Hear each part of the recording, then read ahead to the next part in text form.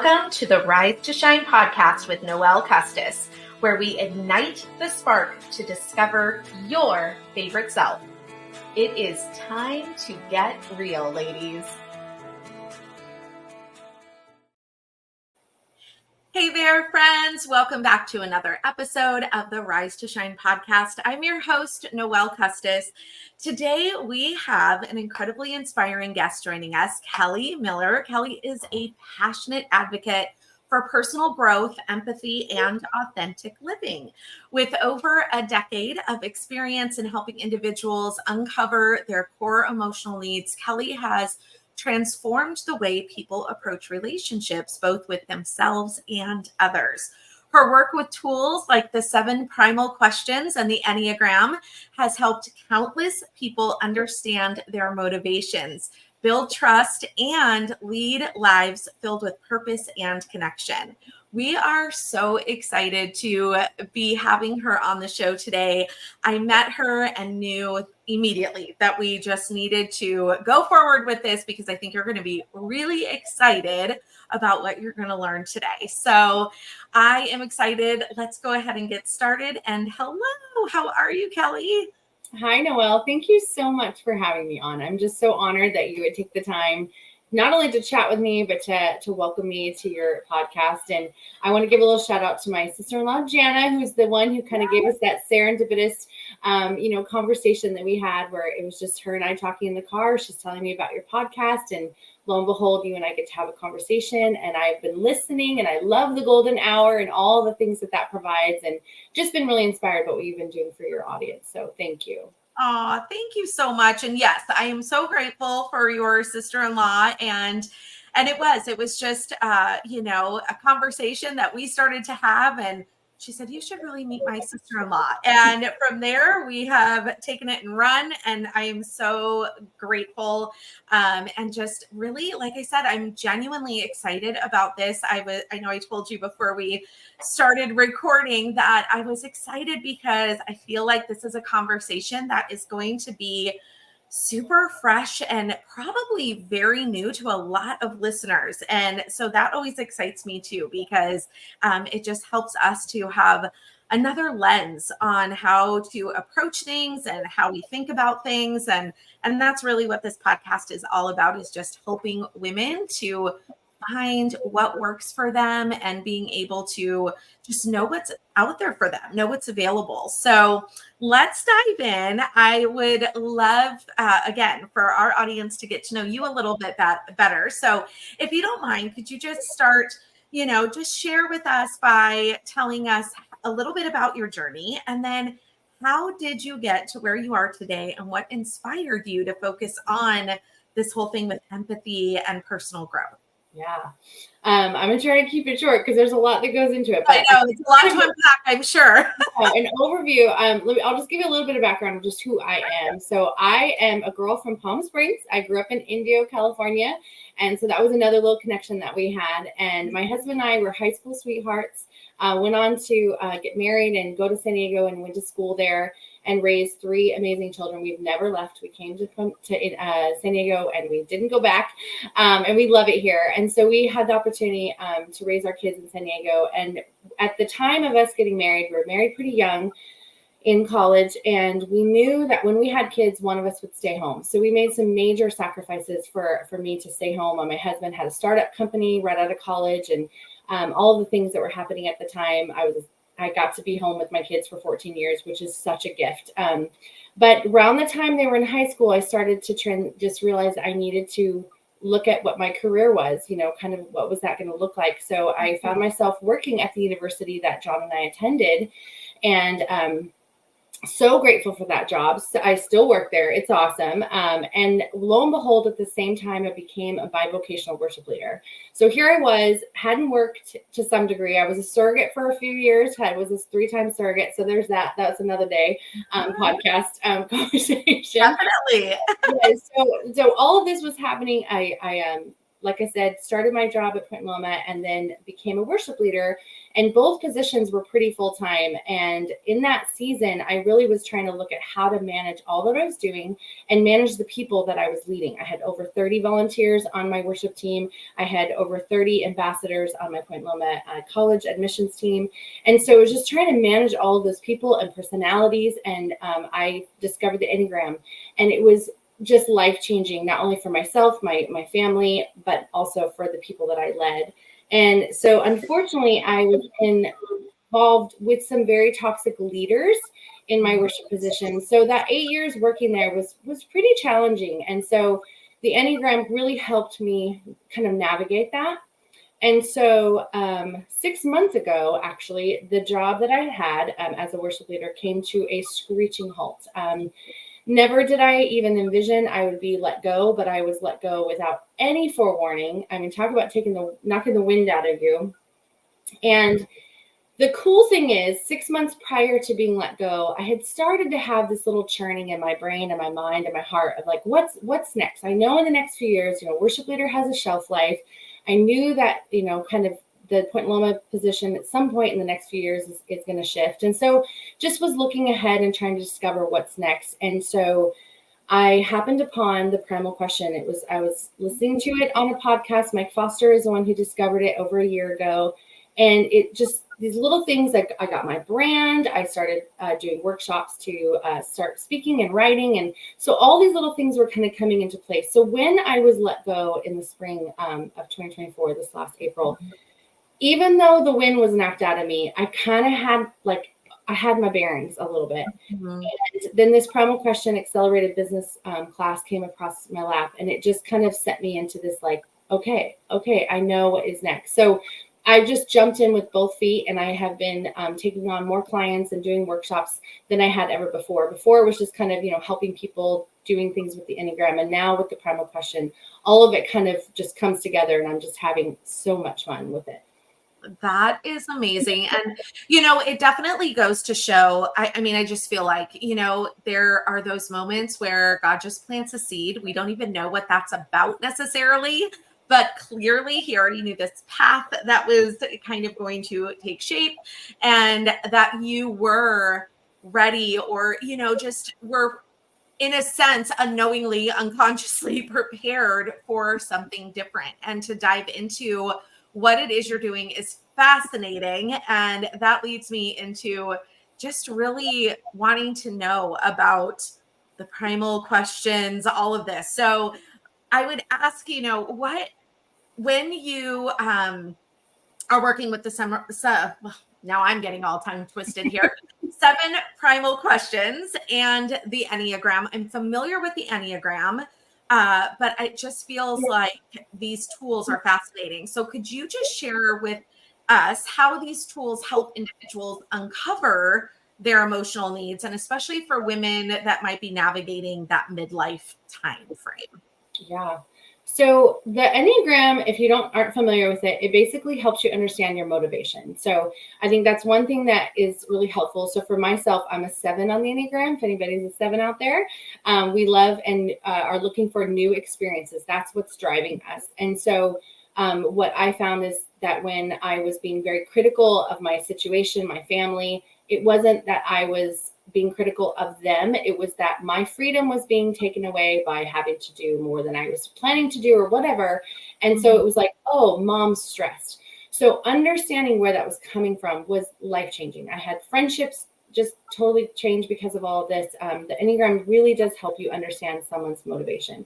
The Primal Question is a little different. It's understanding your apex emotional need, which I don't even know if anybody really gets to hear that word very often. But if you think about, I've been thinking a lot about kind of what's the difference between the Enneagram and the Primal Question. It's like they're not the same thing, but they're both very important. So if you think of it kind of like the Enneagram is the brain and the Primal Question is your heart. You need both of those things for your body to function.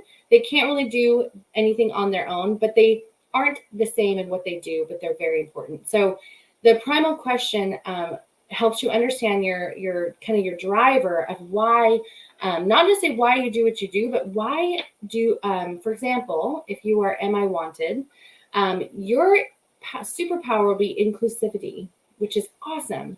But if you aren't feeling that inclusiveness, and if you aren't feeling that people are pursuing you and that you belong, then you're going to go into a scramble, and you're going to start to maybe have isolation, or make sure that people know that you know what you're talking about. So it kind of it's a opportunity to understand that when something is going wrong in your life, you can kind of pause and be like, okay, why am I making these decisions? Why am I choosing to go down this path?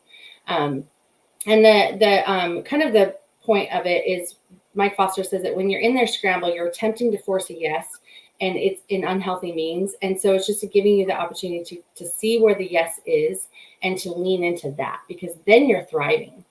I love that framework, and I loved that analogy. That definitely helps me to just those simple analogies always help me understand things a little bit better. So that is fabulous. I love that. And I just love this framework of the primal question. So could you help us? I know you talked about how the core emotional drivers can help us make better decisions. What about leading more fulfilled lives? Like, what is your take on that with this framework? Well, so when I was in the midst of being managed by toxic people, the one thing that I kind of came to the surface was lead with empathy, because every time I had a really negative interaction with a manager, with a relationship, with a friend, it was like we weren't seeing each other's differences. We weren't seeing from the, kind of like stepping into someone else's shoes. We weren't seeing from their lens. And so when you can see somebody and know, for example, you told me you were Enneagram 2. Enneagram 2s can be the most fantastic people, because they love to jump in there and help, because they want to be needed. They want to be really helpful to those around them, but they can also not know what they need. And so if you don't know what you need to tell us what you need, then I can now discover, for example, my mom today, she's a 2 on the Enneagram. And she was so bold and said, hey, I need you guys to give me a call once a week. This is to her 4 children who are really terrible at calling her. And we have a messaging app as a family, but it's not the same as a conversation. And so she was able to say, hey guys, I really need you to give me a call once a week. And for her to be able to recognize that was a big deal. And so not only is she understanding her own needs, but then now we can be like, hey, if a 2 on the Enneagram is saying, I need this, we better pay attention, because that was a big, brave thing for them to say. Yeah. That is so good. I love that too, because, and that's what I love about us as humans, learning about ourselves in a deeper way through the Enneagram, through the primal questions, whatever it is, because it resonates with when you know what, for me, knowing that, being the Enneagram 2, when I learned that, I was fascinated, because it definitely struck a chord with me, that I was like, yeah, I am that helper. I am the one that wants to jump in, but I always jump in for everybody first before myself. Like when they say on the airplane, put your oxygen mask on first and then do it for your kids. I can't even fathom that. Like I go, oh no way. If a plane's going down, like my kids are getting the mask first. And it has taken me so much time to really get to a place of going, okay, but if something is happening and you're in an emergency, you absolutely have to be at the top of your game to make sure your kids are protected. So it's like this flip in learning how to say that. So you are right when your mom is saying that. It is a big deal, and she really is feeling it, because sometimes it is hard for us to acknowledge that and to be able to put that forward. So I appreciate, just that explanation and those examples, because it is so true. I think I said the same thing when I found out about my question and where I come from, and you had said, does that resonate with you? And I said, oh yes, it absolutely resonates with me. So very, very interesting. And I think empathy, in addition to that, is so important, because we talk about empathy, and it's definitely a word that gets kind of thrown around. But when you really take it to heart, especially in our world today, everything is so fast paced and we're just going, going, going. And I just feel like empathy can be so transformative. I'd love for you, if there's anything you wanted to add in that, especially for like balancing our multiple roles as women, if that's something that have anything to add to what I was just talking about. Yeah, I think the one thing that I would say is what I loved about the primal question is that it was, so for example, am I wanted, which means, like I said, inclusivity is my superpower. But I found that when people didn't invite me somewhere, which is like the FOMO, and 7 on the Enneagram kind of has a bad rap for being major FOMO, always wanting to be invited. My feelings were getting hurt to a level that was kind of ridiculous. And so that really helped me see like, oh, that's why. Like, I will invite everybody to, you're my friend. I've met you. You're my friend. And so there's a lot of people who that's not the case, And I think for us women, we tend to like, and I think women a lot of times aren't even sure if they're an Enneagram 2 because we are conditioned to take care of everybody. So it's a common problem, or not, I wouldn't say problem, but a commonality where a lot of women resonate with the 2, but they're actually maybe a 9 or a 6 or whatever. So because we just take care of everybody, we don't even know who we are. So I think that's one thing that this tool helps is it helps you know who you are. It helps you know what your needs are. It helps you know the wounds that maybe cause you, because it's not a bad thing. Like having that, am I secure? You are probably a great saver, and you make sure that people are successful in their finances and in their resources. It's not just about money, but it's time and all of those things. Those are positives and those are gifts and those are attributes. But when we don't know what those are and how we can make sure that we're using them to the best of our abilities, that's when we get short-sighted. And that's when we're end up becoming just kind of going through the motions. And I think that's what I'm really passionate about any of my clients, whether they're female or male. One of my friends who is now a client, Enneagram didn't answer the question for her. We were trying to figure out why she was in a really toxic relationship and just kind of having a hard time getting out. And am I safe was her question. And it was like, oh, I can't even live on my own because I'm afraid of everything. And once she kind of backtracked, okay, so what could make you feel safe? And so get a dog, live in a safe neighborhood. And within 10 days of that discovery, she was moved out and living in some freedom that she'd never seen before. So it's really powerful.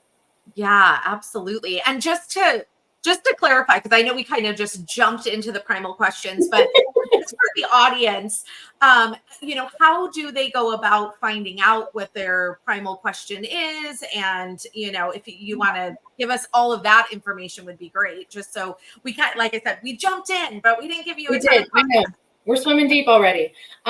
Yes. So the primal question was created by Mike Foster. He actually did over 4 or 5 years of deep research. Kind of was an accident, if you will. He was on to something else and discovered this. And so then he wrote the book, Seven Primal Questions. So you can find the book, mikefoster.tv, and get that, order anywhere. And then the primal question assessment, you can actually take on my website, but it's a 5-minute assessment. And it just kind of gives you an idea. And some people might be like, oh, that's mine. And, you can read the book and get more in depth and really kind of pull it apart. But I really think that the 5-minute assessment is, I've seen maybe twice that it hasn't been right on.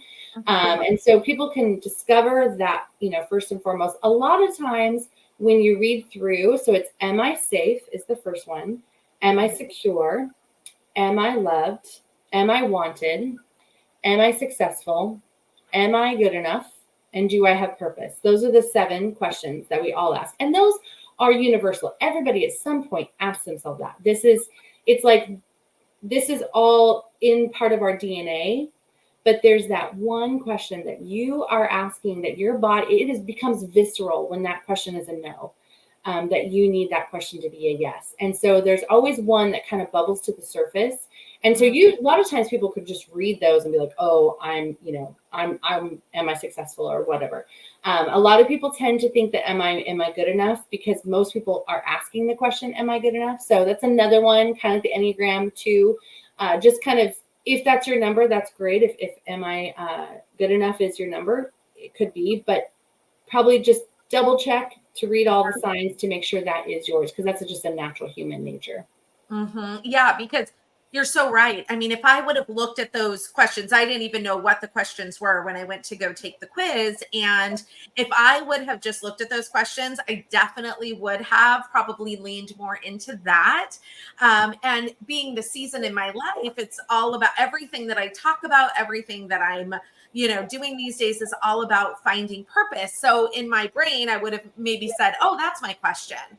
But when I went back and took the quiz, I definitely, I was answering these questions and I was really just, exactly what you said. Don't overthink it. Just go in and whatever your gut is telling you, answer it that way. And I did. And when the question came out about being, it was, am I secure? Right? That's Mm-hmm. the, Yes. that was my question. Am I secure financially and emotionally? Mm-hmm. Yes, exactly. And so when I read that explanation, I was like, whoa, that is so spot on.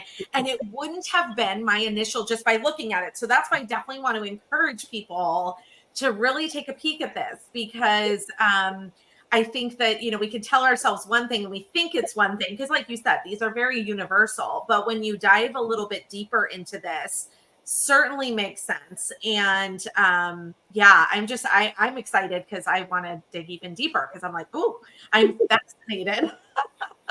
I'm totally fascinated.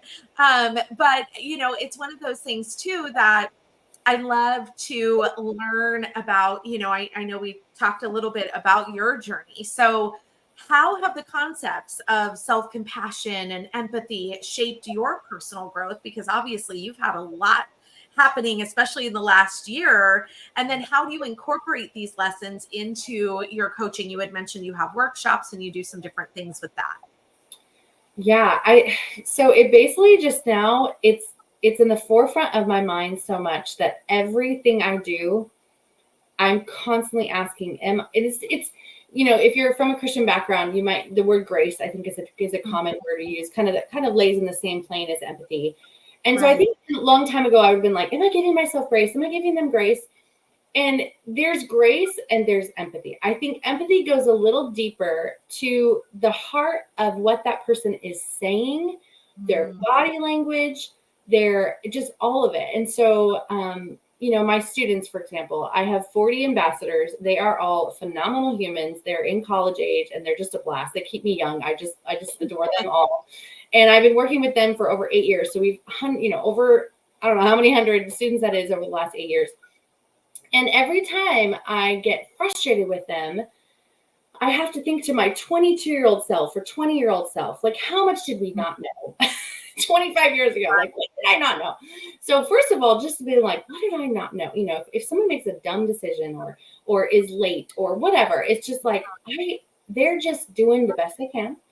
And what I've also found is this has been so fascinating. So I have, like I said, I work in the admissions visits. So we have tours, we have front desk shifts and all these things. And when I first started, I wasn't in charge of the ambassadors. I was kind of helping with the scheduling and things like that. And I noticed we had such a bad habit of people just bailing, just like not showing up to their shift. And then Kelly's there, she'll go do it, which was fine. Right. But over the last 4 years, I've been a little bit more heavily, and I am fully the manager. And when someone says they can't be there, I always say, okay, we'll figure it out every time. And in the back of my brain, I'm going, oh my gosh, don't do this to me. Do not make me give a group tour. Like, I'm in my own head, mad and frustrated. And every time I give them grace or I give them empathy or I show them care, they almost every time will show up better the next time. They almost hate when they have to say, hey, I can't be there. And now they know that I have to give the tour or I have to go scramble and find somebody else. So this like level of, and then they start backing each other up. Then they reach out and they make sure that I'm not the one on the chopping block. And it's just been unreal to watch. I haven't said anything. I haven't put out more, discipline or reprimands. I've just said, okay, we'll figure it out. We'll help, and I feel like that was the same way with my worship team. A guitar player would say he couldn't be there. A couple days before service, I'd be like, oh my gosh, you're killing me. I can't find a guitarist for the last second.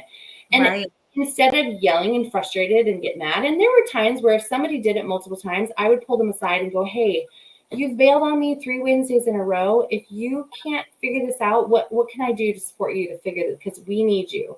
And I'd only have to have that conversation once. And so I think it's just that level of towing the line. And I think it's a great parenting thing. If you can understand where your kids are coming from, oh my God, if I knew this information, I mean, the Enneagram was really helpful.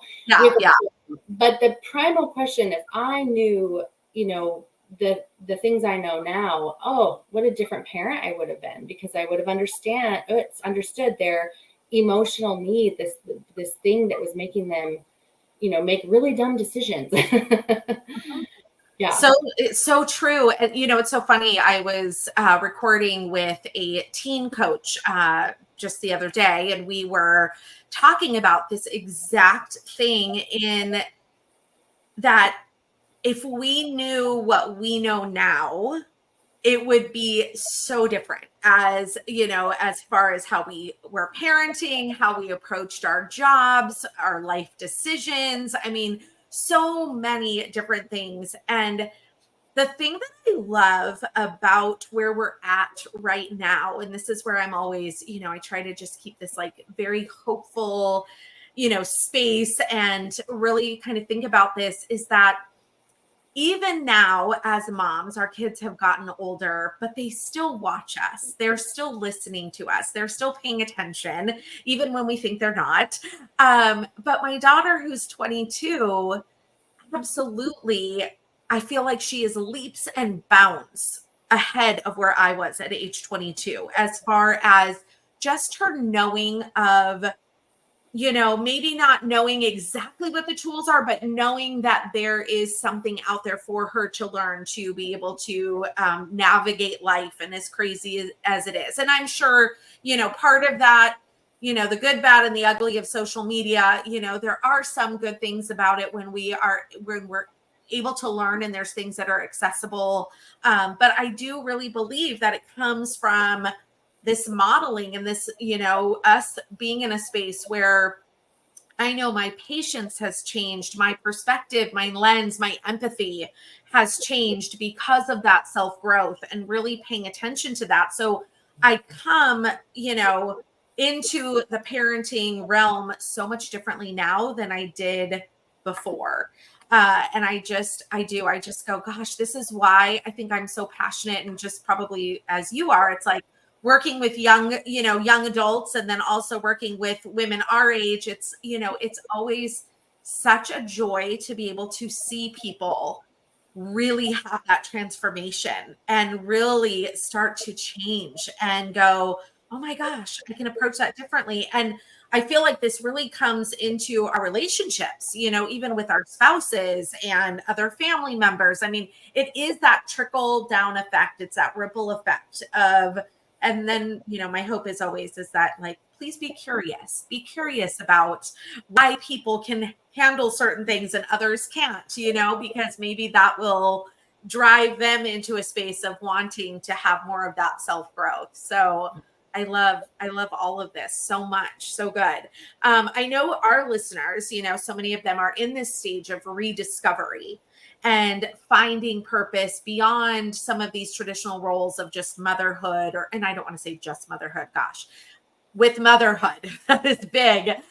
Or even caregiving. I always say this, when we're in this like mid stage of life, I feel like we've got our parents that we're taking care of here, and then we've got our kids still that we're still taking care of, and then we're trying to balance our own lives. So, how do you really feel that, how can they use, I guess that's a better way of putting it, how can they use the tools that you've mentioned to reconnect with themselves and build more of an authentic life for themselves?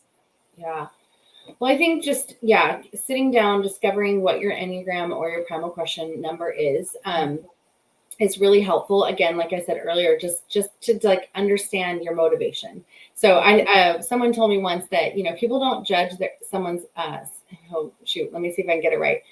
People judge others' intentions, but they won't judge their motivation. So it's like, I might have gotten that one backwards. I wish I'd written it down. Basically, if you're coming at it where you see somebody, or see yourself or your children or your spouse, or your partner, just doing something that's like, why are you doing that?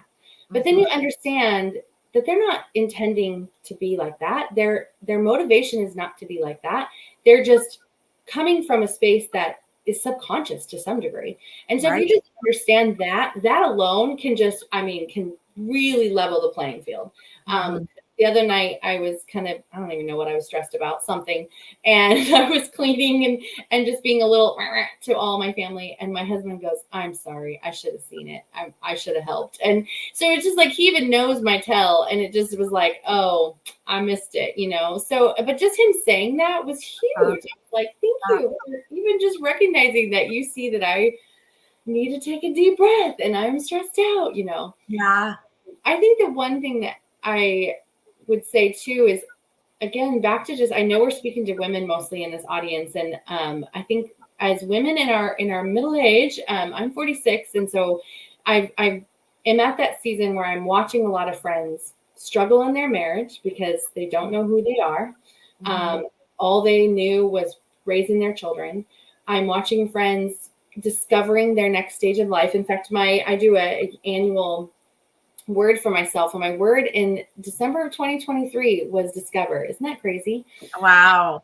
So yeah, here I am discovering all the things. So it's just like, I think being so open-minded to what space we are in next, instead of being so, Emily P. Freeman, she's a great podcaster and Christian writer. And one of her podcasts is called The Next Right Thing. And she has a 5-minute how to make a good decision. And she goes through a couple different tips. And one of them always resonates, it like goes in my head like a broken record, is follow the arrows.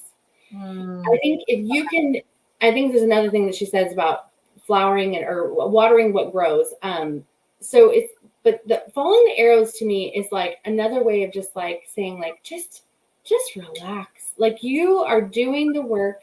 You have with our children, we have raised, have you heard the term where we're caregivers, then we're coaches, and then we're consultants? Yeah.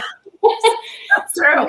Most of us probably are out of that caregiver stage, and maybe you're entering that caregiver stage, and that's a tough one. Caregiver stage, it takes all your bandwidth, So just knowing that whatever season you're in, you have the tools. And if you feel like you're scrambling or spinning out of control or stuck or all of those things, then that's when you can take a pause and you can reach out to someone like myself or to someone therapist, whoever you could reach out to make sure you are doing the things to be healthy and whole mentally, spiritually, and even physically. Yeah. Yeah, no, it's so true, because I was going to ask that too, is like, I feel like so many times there are these barriers for women, that we can be really good at making excuses, and we don't even realize that we're making excuses, that it's a very subconscious place of like the patterns of, I'm too busy, I can't squeeze one more thing in.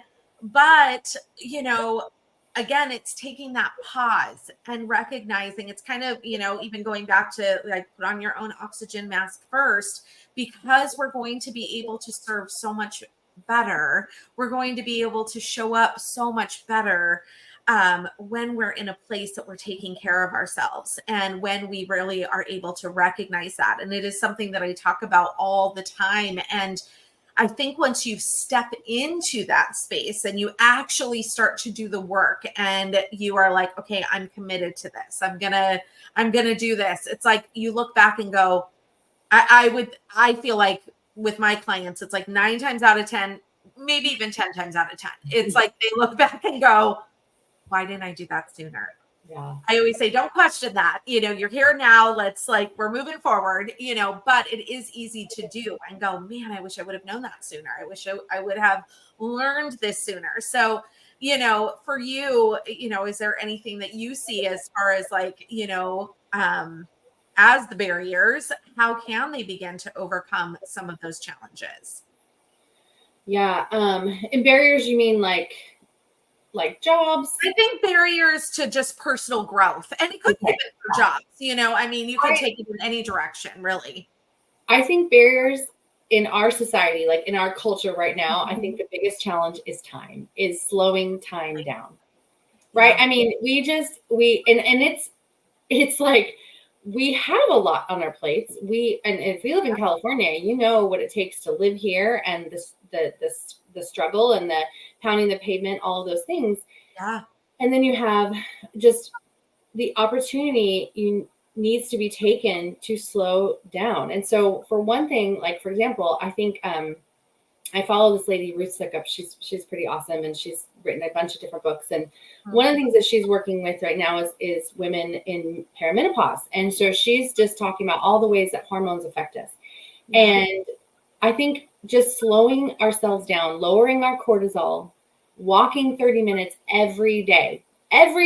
Like that is one of those things where you're like, do you really need to do it every day? Every single day, 30-minute walk. It's so good for our mind, our body, and just taking that time to just slow it down. And I mean, like not listening to a podcast, like, going outside, letting the sun soak in. You can listen. I think instrumental music is great because I live in the city, and so like honking noise and all that, I don't need to hear that. So I kind of listen to something to calm the make it feel like I'm in the mood. So just slowing your body down, taking that time to breathe. And I think if you have people in your life to get the support to have a weekly, maybe take a bath one night, maybe go out with girlfriends once a month, have people in your household help you with the chores and the dishes and all of those things, so you're not taking it all on. And I think that's another amazing cool thing I'm watching. My kids are going to grow up with a totally different household. My husband and I did a pretty good job about halfway through our marriage where we started to really have an equal playing field with the household chores. But my parents grew up where my mom did everything, and not only worked full time, but did everything. So I think if we can just take that example and apply it to ourselves as well, it really would be something that would be helpful and really help people, just women especially, just really lean into taking care of themselves first. You are worthy. You are necessary to take that time, and it is something that in the long run it's gonna catch up with you. So I've noticed that our health takes a toll when we it's always down the road. 10 years from now, 20 years from now, these habits we have now will show up. And so if we don't start now taking care of ourselves, I just think it's just really, really important. That is so good. And I feel like, yes, the majority of our audience are going to be those midlife mamas, but, I know we have younger listeners on here and, all different ages. And I feel like that is for all of us to really take in, no matter where you're at, because just like you said, and this is something I preach all the time, is it will catch up to you. It does catch up to you. It manifests its way into different things. I mean, cortisol, all of that, that is the big, I'm in a big space of that with the perimenopause right now, going through it and understanding how that all works. And again, it's like, wow, before you know it, you're facing health challenges that so much of it goes back to not taking the pause, not taking care of ourselves. And again, you could be at the gym all day long, but I mean, it's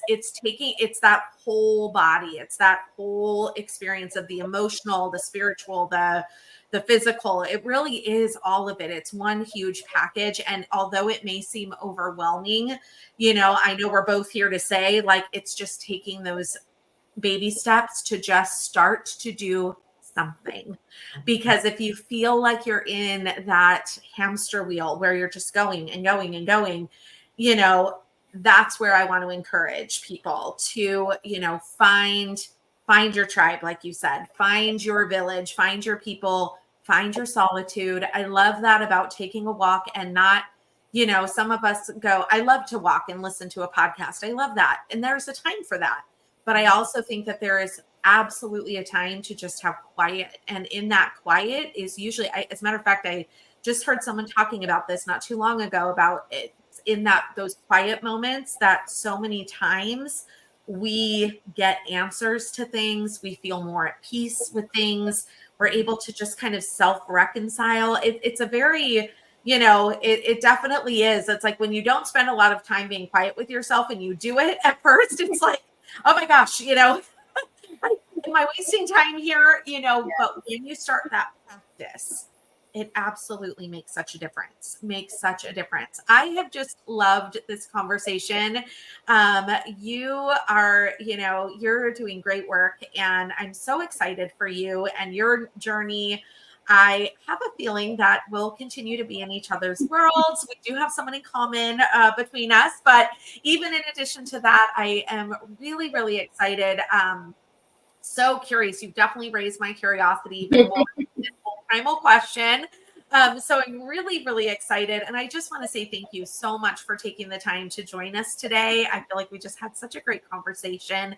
And I would love for our audience to know where they can find you, because I'm sure they are going to want to. Well, thank you.